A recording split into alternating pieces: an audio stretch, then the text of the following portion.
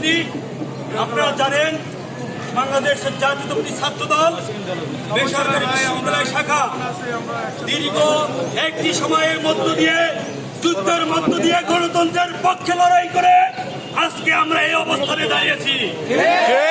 আমরা যদি এইভাবে আমাদের টাকা আপনারা সারা না দেন, তাহলে হয়তো আমরা যে স্বাধীনতা অর্জন করেছি সেই স্বাধীনতা রক্ষা করা আমাদের জন্য কঠিন হয়ে যাবে। আমরা বাসা বাড়িতে ঘুমাতে পারতাম না, আমাদেরকে গুম করা হতো, খুন করা হতো, আমাদেরকে ধরে ধরে জেলে পড়ানো হতো। আপনারা জানেন আমরা সবসময় গণতন্ত্রের পক্ষে লড়াই করেছি, অথচ আজকে দেখেছেন আপনারা গত কয়েকদিন পর্যন্ত বাংলাদেশে একটি নিষিদ্ধ সংগঠন আওয়ামী লীগ এবং তার অঙ্গ সংগঠনের নেতৃবৃন্দরা সারা বাংলাদেশের আইন শৃঙ্খলা পরিস্থিতি বিনষ্ট করার উদ্দেশ্যে নানান ধরনের অবৈধ কর্মকাণ্ডের সাথে উস্কানির সাথে জড়িত। তারা নিষিদ্ধ সংগঠন সত্ত্বেও আপনারা দেখেছেন পুলিশকে কিভাবে প্রকাশ্যে তারা হুমকি দিয়ে যাচ্ছে।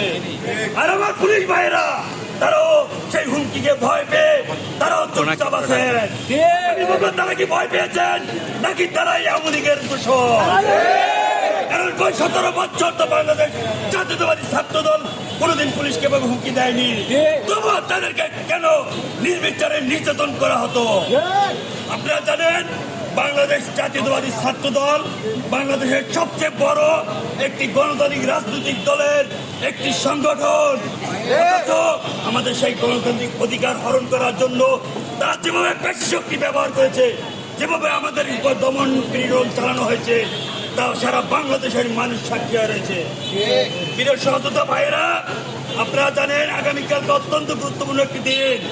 যেই দলটিকে বাংলাদেশ থেকে নিষিদ্ধ করা হয়েছে তাদেরকে খুনের দায়, গুমের দায়, অপরাজনীতির দায়, সন্ত্রাসী কর্মকাণ্ডের কারণে বাংলাদেশকে একটি নিষিদ্ধ রাজনৈতিক দল সে ঘোষণা করেছে।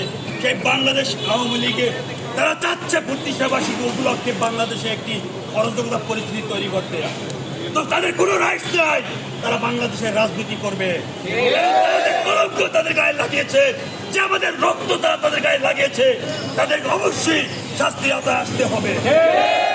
তাই আগামীকাল প্রত্যেকটি বিশ্ববিদ্যালয়ে আমাদেরকে অবস্থান নিতে হবে, কঠোর হস্তে দমন করতে হবে, তাদের যে কোনো কর্মকাণ্ডের বিরুদ্ধে রুখে দাঁড়াতে হবে, তাদেরকে আইনের আওতায় আনার জন্য পুলিশকে সহযোগিতা করতে হবে। যেখানে তাদের এই উস্কানিমূলক কর্মকাণ্ড আমাদের চোখে পড়বে, মিছিল চোখে পড়বে, তাদেরকে ধরে ধরে পুলিশ হাতে দিয়ে দিতে হবে। আপনারা জানেন বাংলাদেশের হাজার হাজার শিক্ষার্থীদেরকে হত্যার মধ্য দিয়ে তারা বাংলাদেশের রাষ্ট্র ক্ষমতা থেকে তারা পালিয়ে বেড়াচ্ছে, গোপনের থেকে তারা ভিডিও নিতে হয়, দূর দিয়ে সামনে প্রেমে নিতে হয় না। আমরা যেভাবে জীবন দিয়ে যুদ্ধ করে বাংলাদেশের স্বাধীনতা এনেছি, ঠিক একইভাবে আমাদেরকে আরো একটু কষ্ট করে স্বাধীনতা রক্ষা করতে হবে।